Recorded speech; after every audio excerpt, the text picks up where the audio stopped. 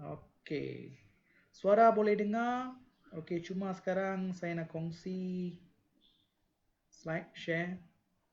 Tolong bagi, kalau anda ada soalan apa boleh tanya dulu. Okey, kalau tak ada tak apa. Okey. Tolong bagi feedback boleh nampak ke tak boleh nampak skrin? Skrin boleh nampak? Boleh, sir. Boleh ya. Okey, ini tajuk kita hari ini. Boleh nampak tak? Can, sir. Kan 6.5 tragedi hubungan antara kaum. Mungkin dalam persoalan anda mungkin adalah beberapa persoalan. Kita belajar sejarah. Kita nak belajar tentang hubungan baik. Kenapa pula kita nak belajar tentang hubungan antar kaum ini? Kita nak belajar tentang satu tragedi buruk, iaitu 13 Mei. Berdasarkan tragedi ataupun suasana politik yang tak stabil inilah, kita dapat belajar perkara-perkara yang boleh menjadi pengajaran kepada kita pada masa ini. Sebab tu kita harus belajar daripada sejarah. Jadi sejarah itu mengapa penting? Pengalaman kita, masalah yang kita pernah lalui itu akan membentuk jati diri kita, akan mengajar kita, akan menjadi pengajaran kepada kita supaya masa akan datang kita tidak membuat kesilapan-kesilapan tertentu yang boleh mendatangkan masalah kepada kita. Jadi sama juga apa yang kita belajar hari ini ialah berkaitan dengan tragedi hubungan antara kaum yang disebut sebagai 13 Mei, peristiwa 13 Mei 1969. Jadi bila berlaku peristiwa ni 13 Mei 1969. Jadi tajuk ini sesuatu tajuk yang penting, amat penting sekali supaya kamu harus faham, meneliti, menyelusuri apa yang berlaku ni, dapat membanding meza dan dapat membuat keputusan. Okey, dalam tajuk ini apa yang paling penting sekali? Kamu dapat menghuraikan tragedi hubungan antara kaum. Bagaimana benda ini boleh berlaku? Mengapa peristiwa 13 Mei ini berlaku? Apakah kronologinya? Apakah dapatannya? Apakah kesan buruknya kepada politik, ekonomi dan sosial pada ketika itu? Itu yang paling penting yang kamu harus ingat dan faham. Okey? Jadi kita akan masuk dalam tajuk ini, 6.5 tragedi hubungan antara kaum. Okey? Saya rasa anda dah bersedia. Kalau ada soalan tolong beritahu. Okey, sebelum kita masuk, alangkah baiknya kita tengok dulu satu video yang berkaitan tentang kronologi 13 Mei. Okey, ini saya ambil daripada YouTube. Saya forward sikit sebab dia terlalu panjang. Okey, kita dengar dulu, tengok dulu. Nanti link itu saya hantar share, you boleh tengok, tapi kita tengok dulu apa yang berlaku.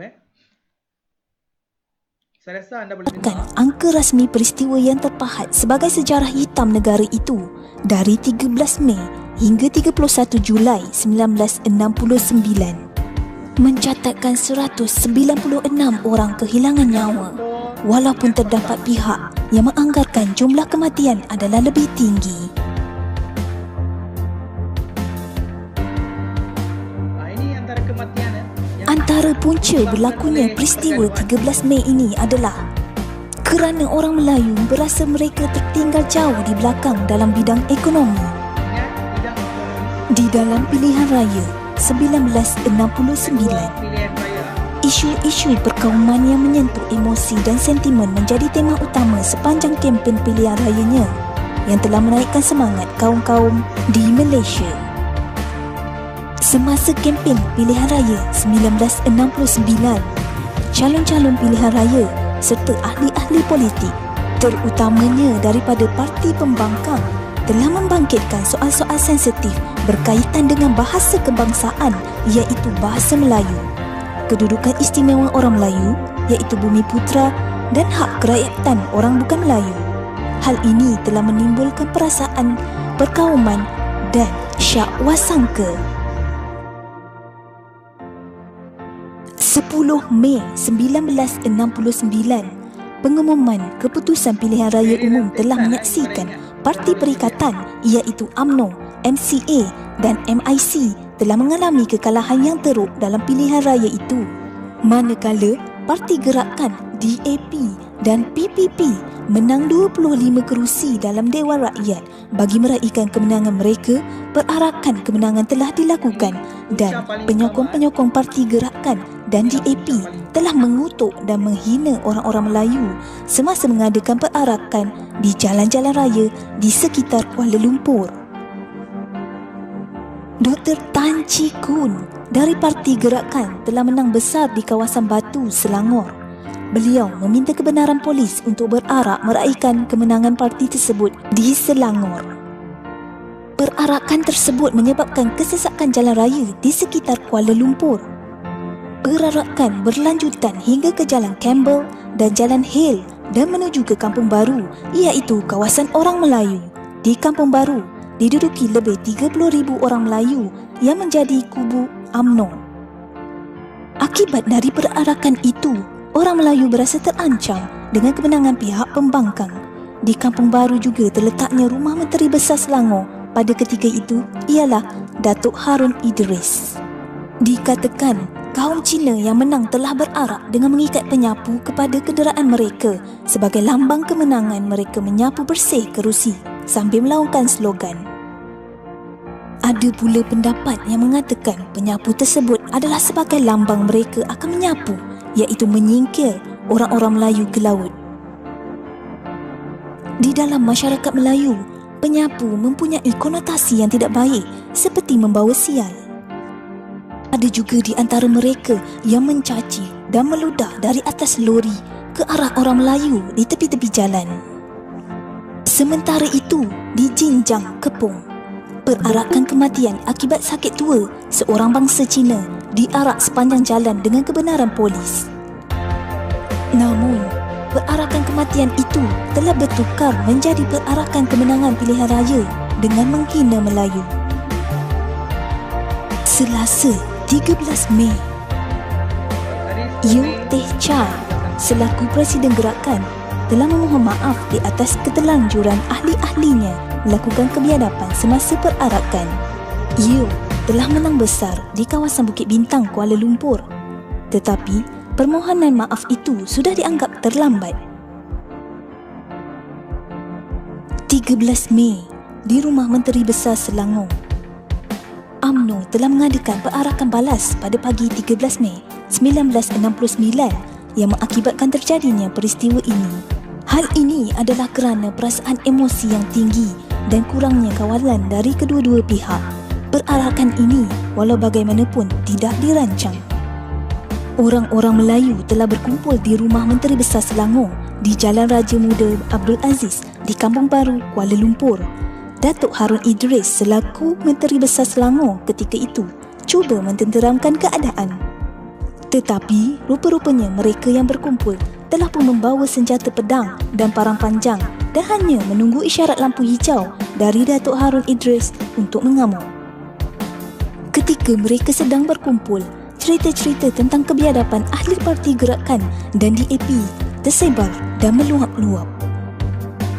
Jam 3 petang, datang berita kejadian pembunuhan orang Melayu di Setapak, hanya 2 km dari Rumah Menteri Besar Selangor.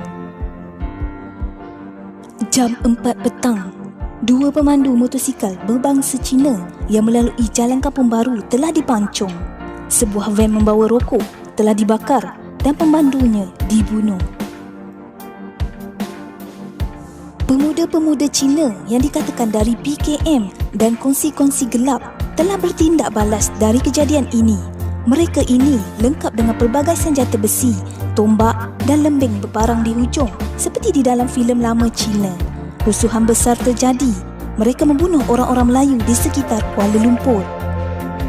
Perintah darurat telah dikeluarkan. Semua orang tidak boleh keluar dari rumah dan pasukan polis mula berkawal di sekitar Kuala Lumpur.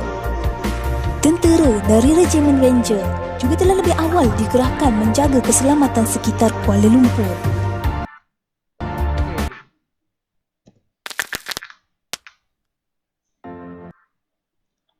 Okey, saya rasa anda nampak gambaran, anda dapat gambaran. Tadi video tu boleh nampak tak? Boleh dengar kah? Ya.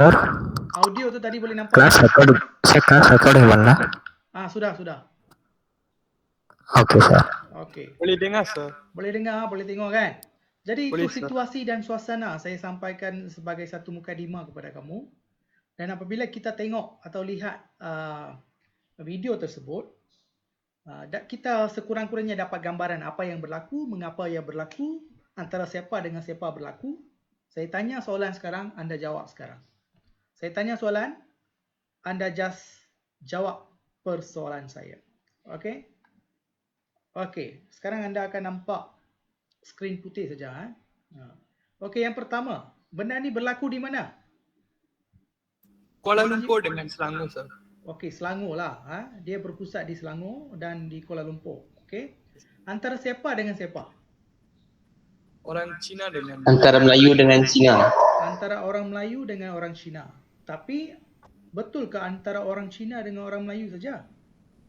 Dia bukan bersifat peribadi, bukan bersifat peribadi, tetapi disebabkan oleh kemenangan satu kelompok ataupun parti yang dikuasai oleh orang Cina. Manakala satu lagi parti perikatan, iaitu MIC, MCA dan juga UMNO. Gabungan mereka kalah. Sebenarnya gabungan inilah yang berjaya membawa kepada kemerdekaan. Tetapi dalam pilihan raya tersebut mereka kalah, manakala gabungan DAP, PPP dan juga gerakan ni mereka dah menang. Itu yang berlaku. Okey. Berdasarkan video yang kita tengok tadi, apakah punca utama bagi pendapat kamu lah mengapakah benda ini berlaku? Mengapa benda ini berlaku? Apakah sebabnya? Apakah pengajarannya yang kita dapat lihat? Kegagalan kawalan semasa perarakan kemenangan pilihan raya. Okey, kegagalan lagi. Ini Sir, bukan saya minta kamu baca daripada buku ke apakah tak. Ini berdasarkan apa yang kamu tonton tadi, dengar tadi.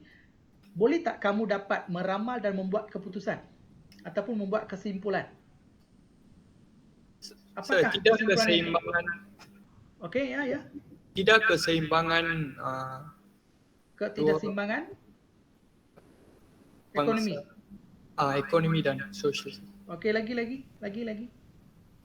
Walaupun tidak ada keseimbangan dan sebagainya, itu tak apa. Itu none of the business of matter lah.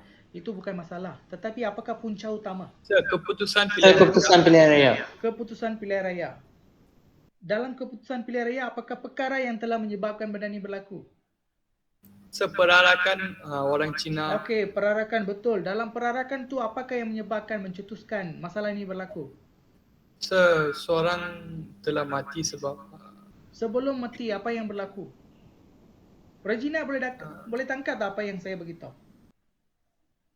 Sentimen perkauman dan agama. Okeylah, memang ada banyak masalah. Sentimen perkauman ada, politik ada, ekonomi ada, sosial ada. Memang orang tahu puas. Tapi sejak merdeka, sebelum merdeka sampailah 1963, mereka mampu mempertahankan kestabilan. Tetapi tiba-tiba kenapa benda tu berlaku? Apa yang menyebabkan? Orang Melayu takut kerana mereka takut orang Cina akan mengancam mereka kedudukan. Okey, mengancam, takut. Okeylah, tak apa. Memang ada perasaan itu. Tapi apa masalah utamanya? DAP menang. Contohnya saya bagi macam ni lah. Okey, Kishan dengan saya memang betul-betul bermusuhan lah. Betul-betul bermusuhan. Memang saya tak suka you tak suka saya. Memang depan-depan tu memang kita memang tak suka lah, tunjuk muka lah. Tapi mesti ada satu sebab tiba-tiba kita gaduh. Apa yang menyebabkan kita gaduh? Sir, ya. Kemenangan Dah, saya bincang tentang kamu dengan saya. Memang you tak suka saya memang saya benci kamu.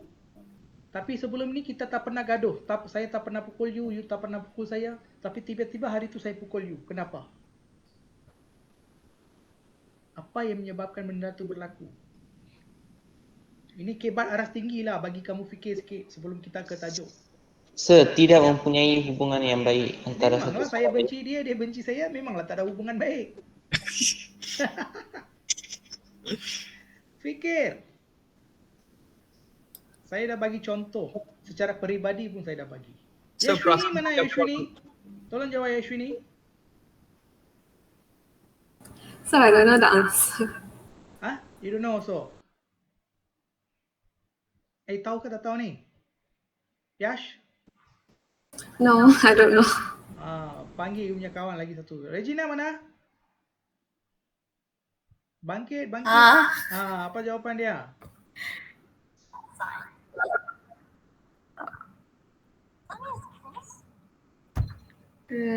Ketidakseimbangan ekonomi. Memanglah ada banyak masalah ni, memanglah macam-macam ketidakseimbangan, inilah itulah. Apa yang akan selalunya menyebabkan pergaduhan? Sir, Kerana mulut kita badan binasa. Betul tak? Sir boleh ulang tak? Saya tak dengar. Kerana mulut kita badan binasa. Apa maksud? Provokasi ya, Sir. Ya, mulut tu lah yang menyebabkan benda ni berlaku. Walau memang you tak suka, saya pun tak suka. Apabila mereka melakukan perarakan, mereka bukan perarakan macam biasa. Mereka mengeluarkan perkataan-perkataan, provokasi-provokasi, ayat-ayat, perkataan-perkataan yang tidak senonoh dan boleh mencetuskan apa? Kebencian dan pergaduhan. Jadi daripada peristiwa ini apa yang kita dapat belajar? Walaupun kita ada banyak masalah, perkara itu perlulah diselesaikan dengan cara yang betul, iaitu berdiplomasi. Faham tak? Walaupun kita telah mendapat kemenangan yang besar, kita perlulah bersikap sederhana dalam meraihkan kemenangan. Supaya benda itu tidak menyebabkan orang lain benci dengan kita. Apa-apa perkara masalah haruslah disampaikan dengan cara yang betul.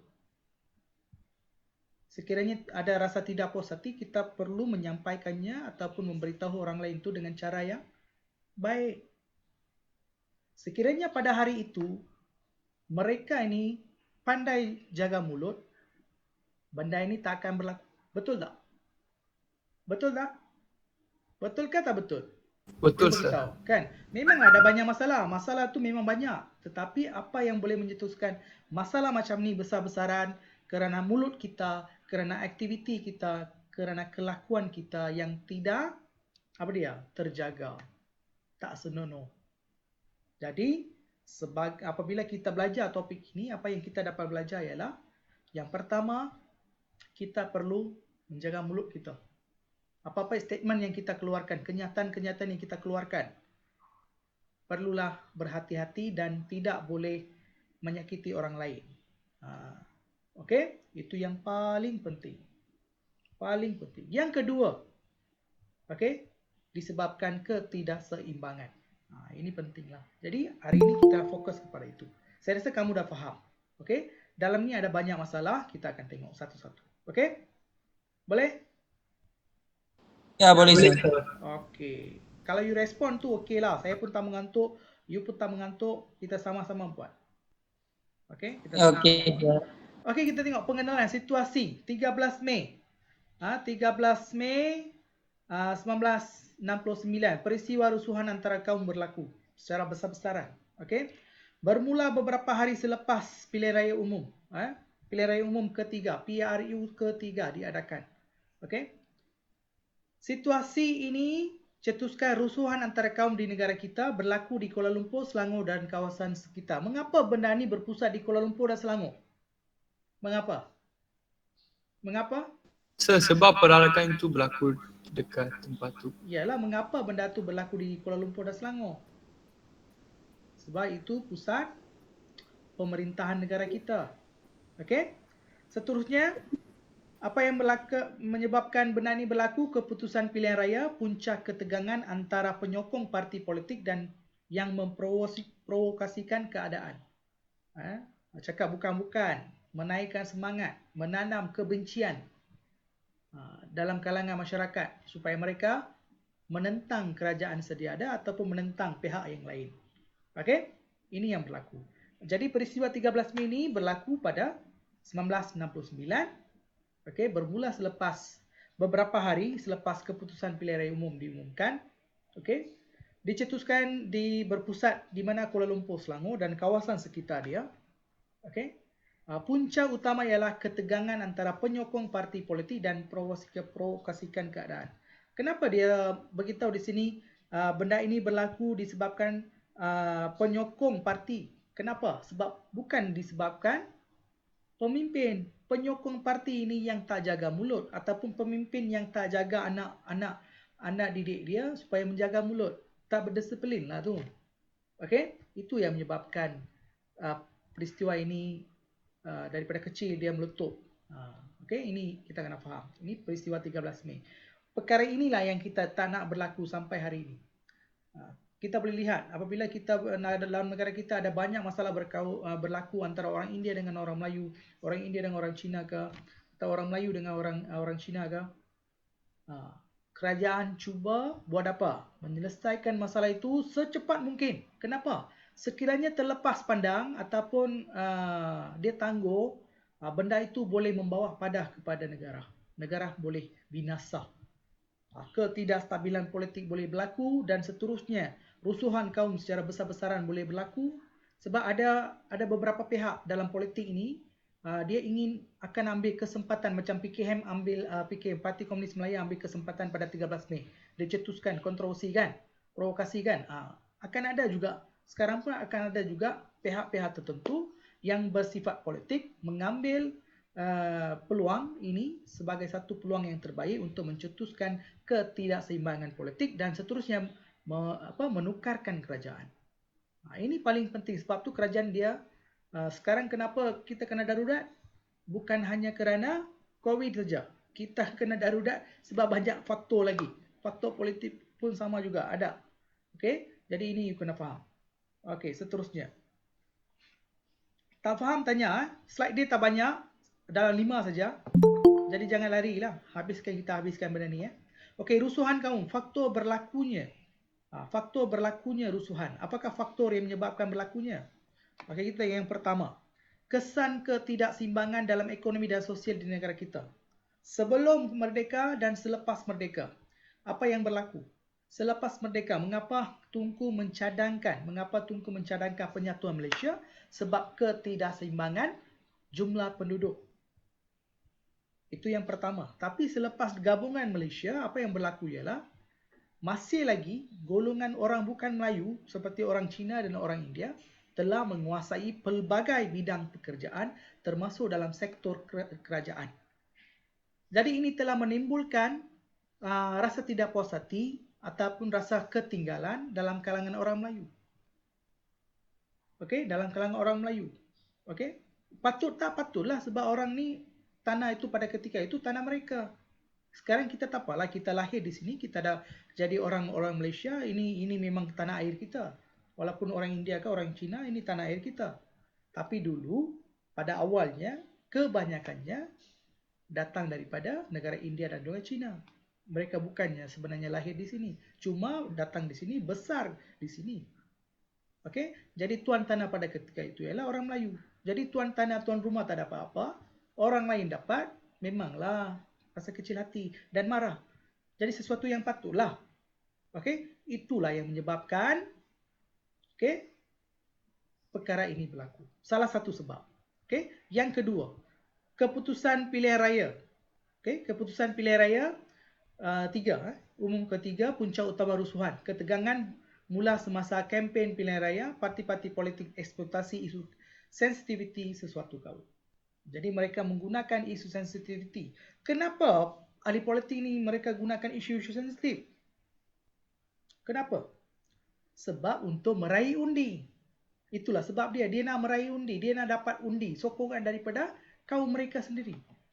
Walaupun selepas pembentukan Malaysia, walaupun dianggap balance dari segi kedudukan ataupun orang kata apa, penduduk, tetapi penguasaan itu lebih kepada orang bukan Melayu. Lebih kepada orang bukan Melayu. Okey? Dan orang politik ini mereka ini cuba nak mempengaruhi orang-orang India dan juga Cina. Mengapa?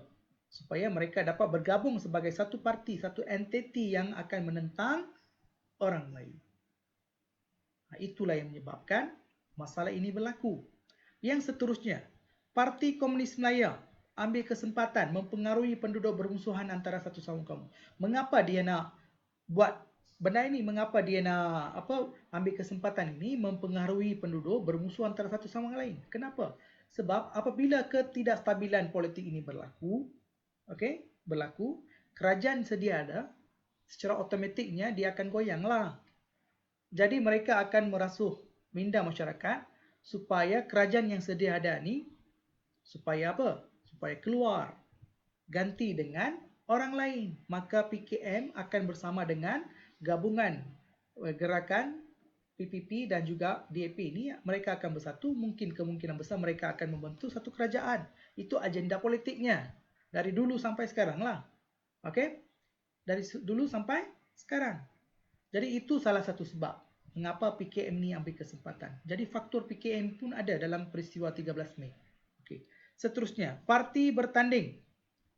Kempen gunakan sentimen perkauman dan keagamaan untuk dapatkan undi, sokongan undi.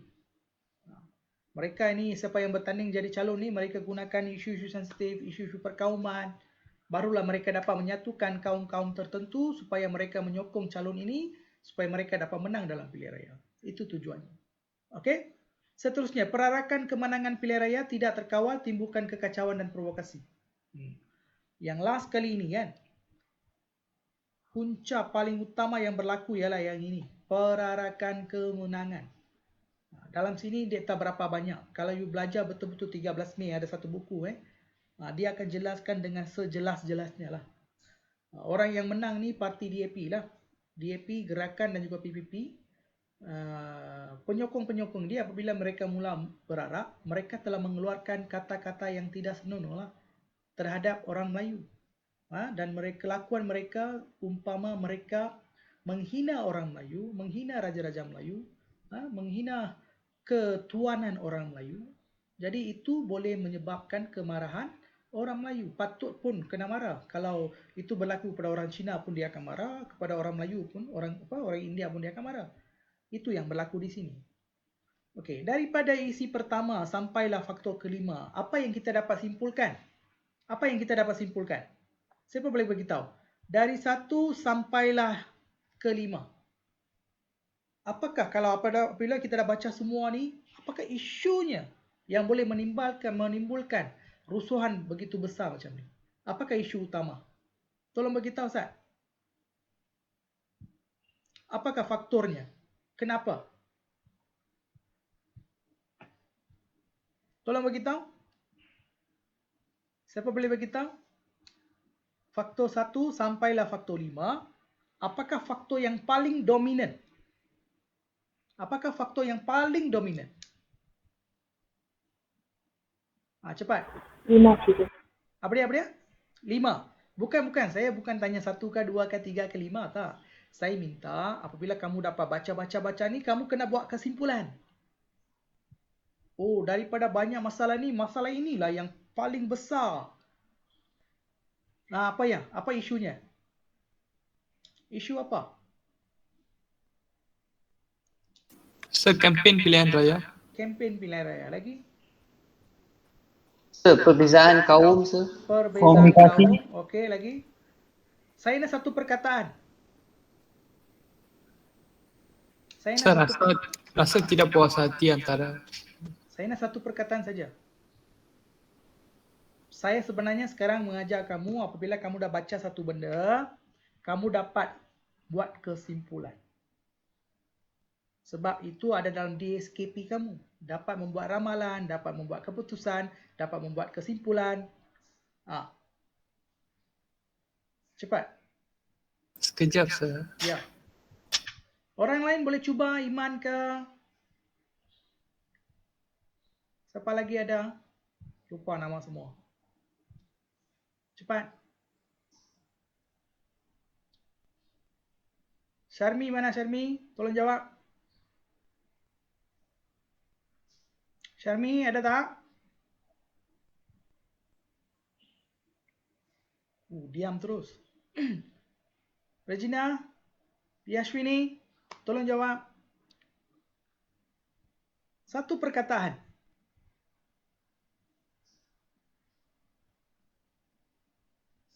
Boleh ke tak boleh? Dapat ke tak boleh dapat? Tak dapat sih. Tak dapat sih. Yash, boleh dapat tak? Yash. Perkawaman. Okey. Lagi. Ketidakseimbangan ke, sir? Ketidakseimbangan. Okey lagi. Regina mana? Yes. Yes, itu bahasa Inggeris. Saya nak bahasa Melayu. Ya. Ya. Cepat. Provokasi. Provokasi. Keyword paling utama di sini. Isu pokoknya ialah kaum. Yash, tepat sekali, perkauman. Tahniah, kamu dapat angka. Ini aras tinggi ya. Jadi, apa yang dia cuba sampaikan melalui pembelajaran hari ini ya. Dalam sesebuah negara ini, kerajaan yang sedia ada ini perlu menjaga apa dia? Sensitivity sesuatu kaum ataupun isu kaum, isu sesuatu kaum, masalah sesuatu kaum, kebajikan sesuatu kaum harus dijaga. Mengapa benda ini berlaku? Sebab ketidakpuasan, ketidakseimbangan. Kaum itu penting. Sebab itu, sekiranya sesebuah negara ingin stabil dari segi politik dan ekonomi, kerajaan harus memberi fokus kepada kestabilan sosial. Mereka harus mempunyai agenda dan dasar-dasar kebangsaan untuk menyatu padukan setiap kaum sebagai satu bangsa yang sama. Itulah harus yang dilakukan oleh kerajaan yang sedia ada hari ini. Dan kita berjaya sampai hari ini, kita berjaya mengelakkan peristiwa 13 ini berulang. Itu yang paling penting. Mengapa kita belajar benda ini? Sebablah kaum. Mengapa kita belajar benda ini? Sebab kita nak tahu apakah kepentingnya kaum-kaum yang ada di sini memahami antara satu sama lain, okey? Menghormati antara satu sama lain, perlu berbincang satu sama lain secara meja runding secara diplomasi untuk mengelakkan sikap saling membenci, untuk mengelakkan pergaduhan dan rasa tidak puas. Itu paling penting. Jika kita gagal menjaga keimbangan kaum ataupun perpaduan antara kaum, kemungkinan besar masa akan datang peristiwa 13 Mei ini akan berulang. Inilah pengajaran yang kamu harus belajar daripada ini, dan saya yakin sekali kemungkinan besar soalan ini akan keluar dalam exam kamu, sebab ini tajuk hot, tajuk popular dan isu hangat. Sentiasa disebut-sebut daripada 13 Mei yang berlaku dulu 1969 sampailah hari ini. Apabila dalam negara kita berlaku satu masalah antara satu kaum dengan satu kaum, akan ada statement, jangan ulangi peristiwa 13 Mei. Dia akan ingatkan itu. Kenapa? Sebab dia telah memberi impak yang buruk terhadap ketidakstabilan negara kita. Sampai kerajaan yang ada ketika itu dibubarkan dan digantikan dengan Mageran, Majlis Gerakan Negara. Sampai ke tahap itu. Dan kita sekarang pun sama jugalah. Tun Dr. Mahathir, bekas Perdana Menteri kita, dia minta kita tubuhkan satu lagi sekali Mageran. Dia nak sekarang, Mageran dia nak sekarang. Jadi kita memang ke arah itulah, tapi bukan masalah kaum, masalah COVID, ketidakstabilan politik, ekonomi tak bagus. Itu banyak tengok. Ada banyak sebab, ada banyak sebab. Sir, Ya. Sir tadi kata Tun Dr. Mahathir kata bagiran, apa maksud bagiran, Sir? Majlis Gerakan Negara. Maksudnya sekarang kita ada satu kerajaan, kita ada Perdana Menteri kan? Dan ada barisan menteri-menteri kan? Agong di atas kan, betul tak? Agong di atas, lepas tu Perdana Menteri bawa dia timbalan Perdana Menteri, lepas tu ada barisan kabinet kan? Jadi, apabila Mageran ini tubuhkan, semua sistem ini akan dibubarkan. Perdana Menteri, menteri-menteri dah tak ada. Mereka akan buat, Agong akan cadangkan untuk tubuhkan satu majlis yang dianggotai oleh beberapa orang. Okey, akan ada beberapa orang special. Okey, daripada special tu akan ada seorang, itu jawatan kuasa itulah yang akan memerintah negara, bukan secara individu, tak. Macam sekarang Perdana Menteri dia kuasa penuh. Dia boleh buat keputusan. Tapi kalau Majlis Gerakan Negara ambil alih, Perdana Menteri kita takkan ada, kita takkan ada menteri-menteri dan semua tak ada. Jadi siapa yang akan menjadi ketua bukan seorang secara berkumpulan, iaitu majlis. Dalam majlis itu ada banyak orang, ramai-ramai itu akan membuat keputusan. Faham? Faham sir. Jadi selepas ini kita akan belajar itulah. Lepas darurat kita akan belajar magiran. Okey? Baik. Okey, bagus soalan kamu. Okey, seterusnya kita tengok. Langkah serta-merta tamatkan rusuhan. Jadi apakah tindakan kerajaan untuk mengelakkan benda ini dia berkembang menjadi lebih besar? Boleh merebak ke seluruh negara. Sebenarnya benda ini dah merebak pun ke seluruh negara. Okey, sebab mereka dengar berita-berita ini kan.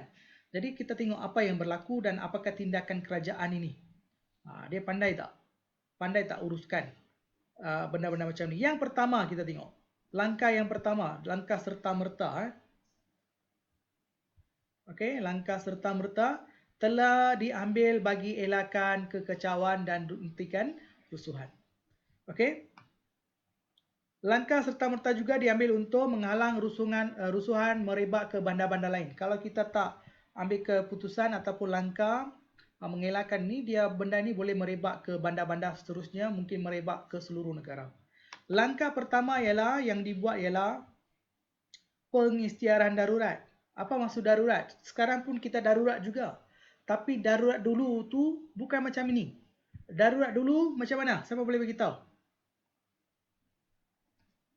Siapa boleh beritahu? Langsung tak boleh keluar dari rumah, sir. Langsung tak boleh keluar. Okey, daripada rumah. Kalau keluar kena tangkap, campar dalam penjara.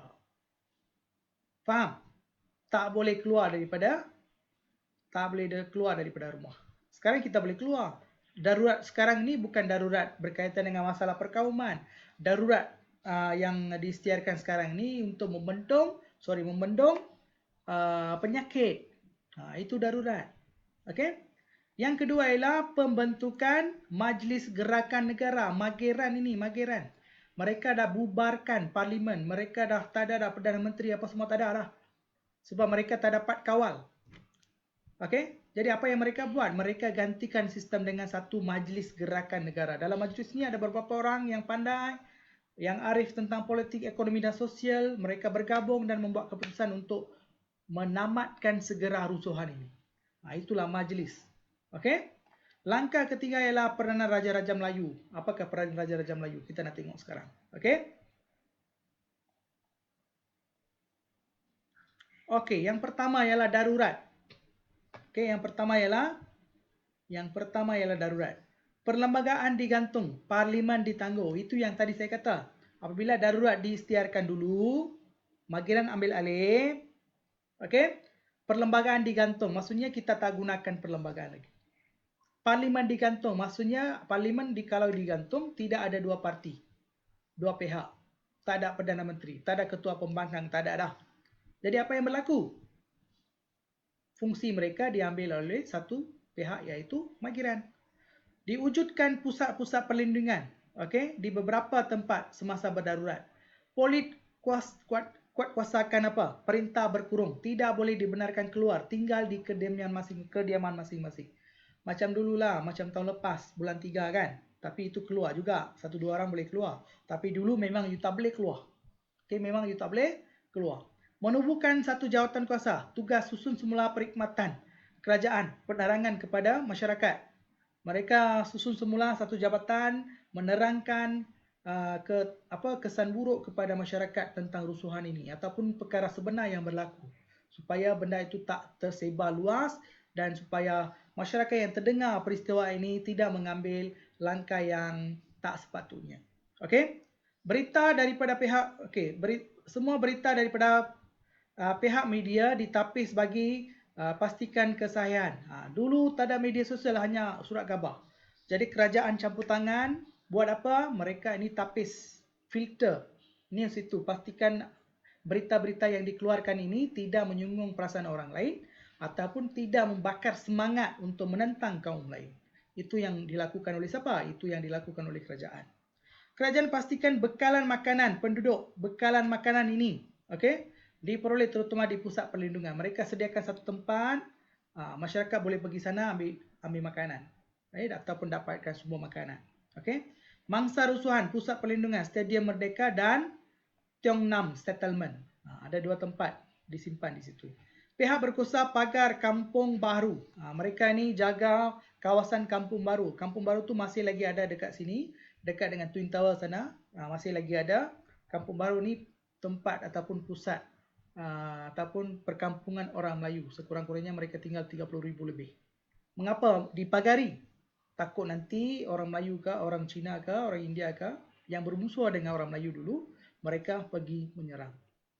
Okey, ini antara darurat. Ini tentang darurat. Okey. Satu soalan saya nak tanya. Okey. Bukan soalan, sorry. Dan elemen ini dia boleh tanya dalam soalan esei. Okey. Langkah-langkah yang dilakukan. Tadi kita tengok langkah ni ada berapa? Ada berapa langkah tadi? Ada berapa langkah tadi? Langkah pertama ialah apa dia? Darurat. Pengisytiharan darurat. Darurat, Mageran dan Raja-Raja Melayu. Ingat 3. Okey? Darurat, orang tak boleh keluar. Ada banyak perkara yang dia buat. Lepas tu kita akan tengok fungsi Mageran, dia buat apa. Lepas tu kita akan tengok fungsi Raja-Raja Melayu. Lepas tu habis slide. Jangan risau. Okey? Sikit saja lagi. Jadi yang pertama darurat, yang kedua Mageran, yang ketiga fungsi Raja-Raja Melayu. Okey, ini fungsi Mageran. Okey, ini fungsi Mageran. Okey, yang pertama, tragedi laporan Mageran. Mereka dah menubuhkan satu jawatan kuasa atau majlis gerakan. Yang di-Pertuan Agong perkenan tubuhkan Majlis Gerakan Negara yang dipengerusikan oleh Tun Abdul Razak Husin. Tun Abdul Razak. Ini Datuk Seri Najib punya bapa, ayah dia. Yang menjadi apa? Okey, pengurusi Majlis Gerakan Negara. Okay, yang kedua, Pegawai Perkhidmatan Awam, Pegawai Polis, Pegawai Tinggi Polis dan Tentera.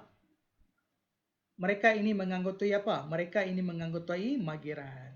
Siapa? Ahli Perkhidmatan Awam, Pegawai Tinggi Polis dan juga pihak tentera. Mengapa pihak Pegawai Perkhidmatan Awam terlibat? Ahli politik tak terlibat. Kenapa tidak melibatkan ahli politik? Tak banyak. Kenapa? Sebab mereka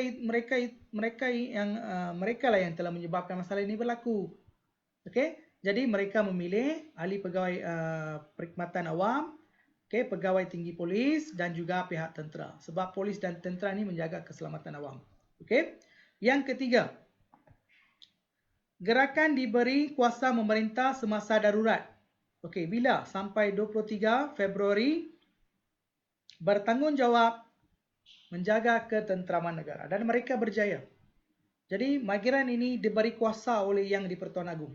Yang di-Pertuan Agong menurunkan kuasa, memperkenan, bersetuju memberikan kuasa pemerintahan atau menguruskan masalah yang berlaku ini kepada Majlis Gerakan Negara yang dipengerusikan oleh Tun Abdul Razak Husin dan ahli-ahlinya terdiri daripada pegawai perkhidmatan awam, pegawai tinggi polis dan tentera.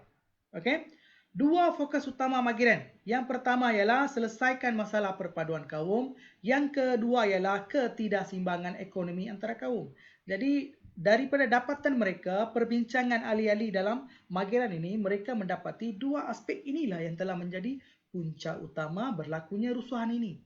Yang pertama ialah tidak ada perpaduan. Perpaduan dengan siapa? Antara kaum. Antara kaumnya siapa? Orang Melayu, orang Cina, orang India, orang Sabah Sarawak. Mereka ini tidak ada perpaduan. Jadi mereka memikirkan langkah yang terbaik bagi memastikan ketiga-tiga kaum ini dapat disatupadukan. Yang kedua ialah ketidakseimbangan ekonomi antara kaum. Apabila ketidakseimbangan ini berlaku, rasa benci, rasa tak puas hati akan berlaku. Rasa tak puas hati ini akan menimbulkan kebencian. Kebencian ini sekiranya tidak dapat dikawal akan ditunjukkan dalam dalam bentuk apa? Pergaduhan, serangan, rusuhan atau mengeluarkan kata-kata yang tak baik, dan itu akan menyebabkan berlakunya rusuhan secara besar-besaran, dan itu akan menyebabkan kematian, dan itu akan meruntuhkan atau menyebabkan politik ekonomi dan sosial kita tidak stabil. Itu dia akan membawa ke tahap itu. Sebab itu mereka cuba menyelesaikan isu pokok utama, iaitu selesaikan masalah perpaduan kaum dan juga ketidakstabilan ekonomi antara kaum. Jadi fokus utama mereka tentang perpaduan dan juga ekonomi. Habis. Tentang perpaduan antara kaum dan juga ketidakstabilan antara ekonomi antara masyarakat di Tanah Melayu. Okey, ataupun Malaysia. Okey. Okey, seterusnya. Yang pertama darurat, yang kedua ialah tadi Mageran. Kita masih lagi dekat Mageran. Tanggungjawab Mageran. Apakah fungsi Mageran ni? Ini pun okey, apa yang kita belajar hari ini semua wajib belajar. Wajib belajar. Saya ulang lagi, wajib belajar. Kalau boleh hafal. Okey, yang pertama, kembalikan keamanan. Tentukan pentadbiran yang macam mana, yang licin. Okey, kembalikan keharmonian dan kepercayaan antara kaum. Okey. Gantung sementara penerbitan. Gantung sementara penerbitan semua akhbar. Maksudnya tutup. Akhbar jangan keluar. Okey, news tak boleh keluar. Mereka tutup. Berhentikan berita. Kenapa? Apabila mereka baca berita-berita yang berlaku di satu tempat, benda itu akan tersebar luas ke seluruh negara dan mereka keadaan tidak dapat dikawal. Jadi mereka tutup. Bagus. Okey? Dan mereka menguatkuasakan Akta Asutan 1948. Memang sebelum ni memang ada akta itu ada, tapi mereka tak kuat kuasa.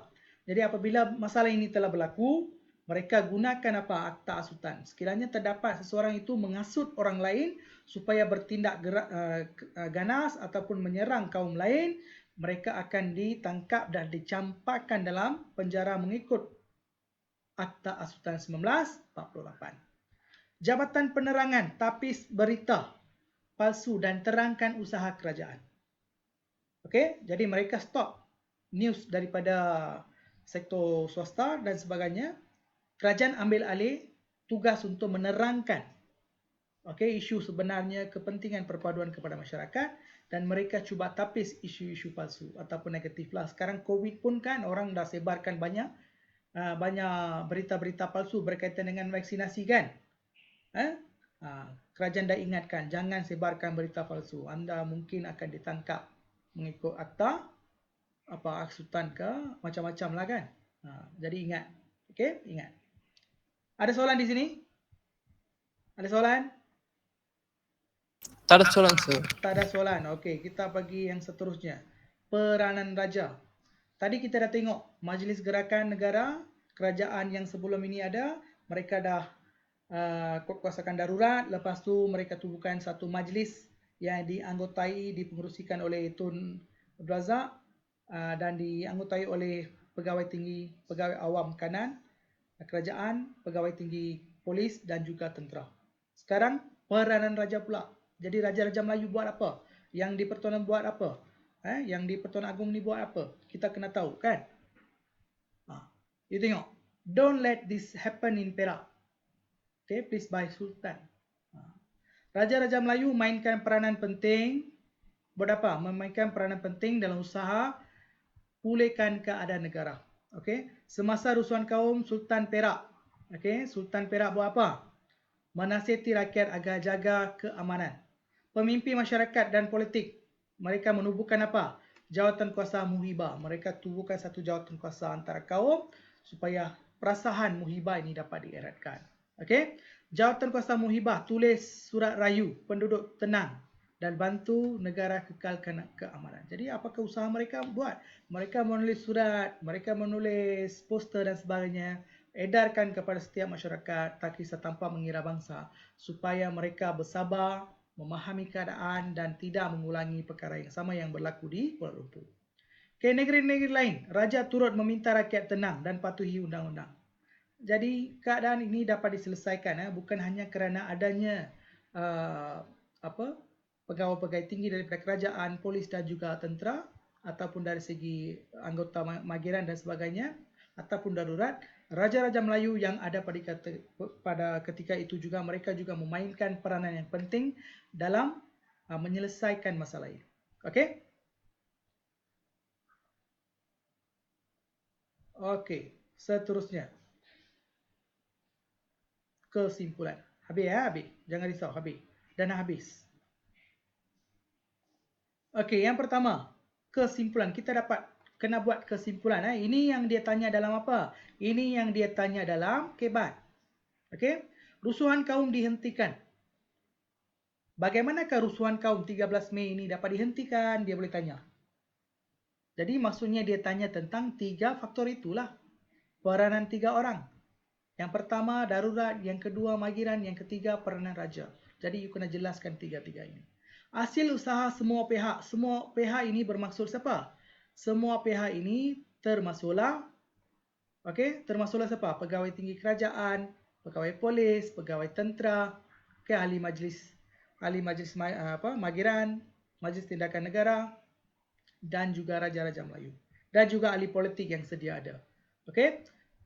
Hasil usaha pihak berkuasa dan kerjasama rakyat, namun banyak usaha perlu dilakukan bagi bina perpaduan dan keharmonian di negara kita. Sampai hari ini, statement ini bukan untuk yang dah berlalu 13 Mei, tak. Sebenarnya perkara ini kita masih lagi perlu buat. Masih lagi kita orang kata jurang antara kaum ini masih lagi banyak. Kita perlu elakkan benda ini berlaku.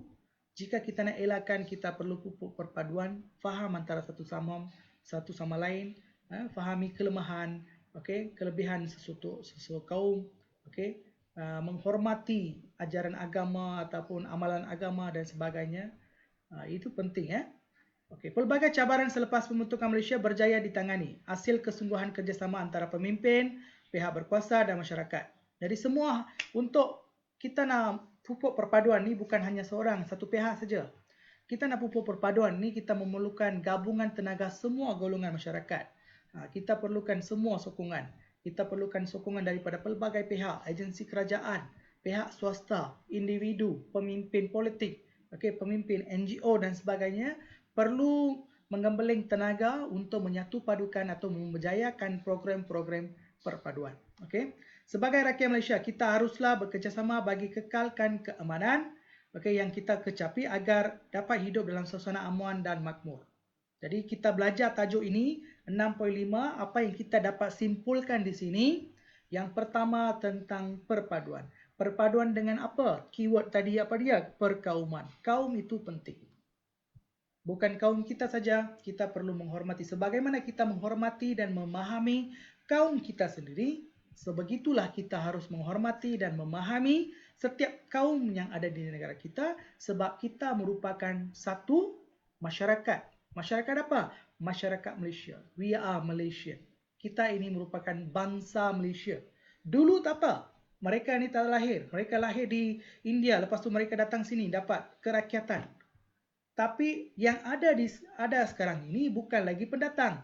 Yang ada sekarang ini bangsa Malaysia. Tak kisahlah kita bukan Melayu ke, kita bukan Melayu, kita India ke, Cina ke, tak kisah. Kita ni rakyat Malaysia, bangsa Malaysia. Maka kita perlu mempertahankan perlembagaan kita, kita perlu menghormati perlembagaan kita perlu menghayati dan mengamalkan apakah yang termaktub dalam perlembagaan. Itu yang paling penting sekali bagi saya. Walaupun kita bukan orang Melayu, walaupun negara ini tuannya orang Melayu, ya betul. Tapi kita sebagai orang bukan Melayu harus menghayati rukun negara, mempertahankan rukun negara dan menghormati isi kandungan yang termaktub dalam perlembagaan. Itu yang penting. Kalau kita ikut undang-undang yang sedia ada, masalah seperti 13 Mei ini tak akan berulang. Jadi untuk menyelesaikan masalah ini supaya tidak berulang, apakah usaha yang perlu diambil? Yang pertama, sebagai rakyat Malaysia, kita harus mengikut undang-undang yang sedia ada, menghayati dan memahami perlembagaan dan undang-undang yang sedia adalah. Yang kedua, menghormati agama dan bangsa orang lain. Dan kita perlu apabila kita mendapat satu kejayaan yang besar, kita perlu meraihkannya dalam keadaan yang sederhana supaya tidak dapat menyinggung perasaan orang lain. Kita haruslah mengambil beberapa langkah secara individu. Kita haruslah apa? Kita harus mencari kawan. Kita perlu ada kawan banyak dalam kaum lain pun boleh, orang Melayu pun boleh, orang Cina pun boleh, tak ada masalah. Kita perlu mendapatkan kawan yang banyak. Bukan daripada bangsa kita tetapi daripada bangsa lain supaya kita dapat eratkan hubungan kita. Sebab itu dasar pendidikan kebangsaan ini mereka nak kita ni bergabung. Sebab tu apabila kita pergi sekolah menengah, bahasa yang kita gunakan iaitu bahasa Malaysia ini merupakan nadi apa? Hubungan antara kaum. Dia akan mengeratkan hubungan antara kaum. Sebab itulah aktiviti kokurikulum di sekolah ditekankan. Mengapa? Melalui aktiviti kokurikulum inilah kita dapat bersatu padu, memahami antara satu sama lain. Kita dapat eratkan hubungan antara satu sama lain walaupun berbeza agama, budaya dan bangsa. Itu antara langkah-langkah yang kita harus ambil. Dalam topik ini, kalau dia tanya kebat, dia akan tanya kebat inilah apakah usaha yang kita boleh ambil untuk mempertahankan kedaulatan dan kestabilan negara kita. Itulah langkah-langkah yang kita bincang tadi inilah. Pengisytiharan darurat. Pada tahun 1969 berbeza dengan pengisytiharan proklamasi darurat pada tahun 2021. Jelaskan. Soalan ini kalau keluar bulat-bulat macam ini, dia tengah uji kamu apa tahu? Siapa boleh beritahu? Kebat. Dia uji tentang apa? Uji tentang DSKP ni, DSKP uji tentang apa? Dia nak kamu Rakyat, sir. Dia nak ataupun pemeriksa mereka nak LPM nak kamu membanding beza dan membuat kesimpulan atau pendapat.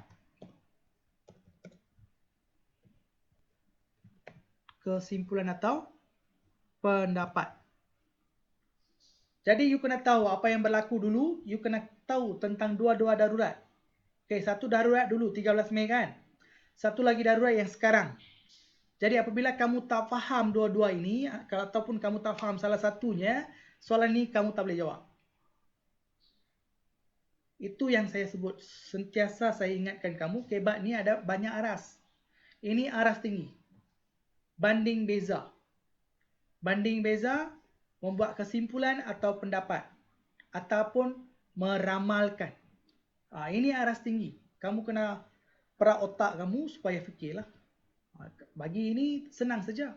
Dulu berlaku disebabkan masalah apa? Masalah rusuhan kaum. Sekarang proklamasi darurat pada tahun 2021 ini diisytiharkan untuk membendung gejala apa? Jangkitan coronavirus COVID-19.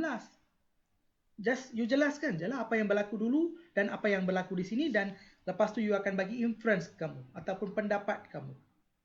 Kesimpulan kamu.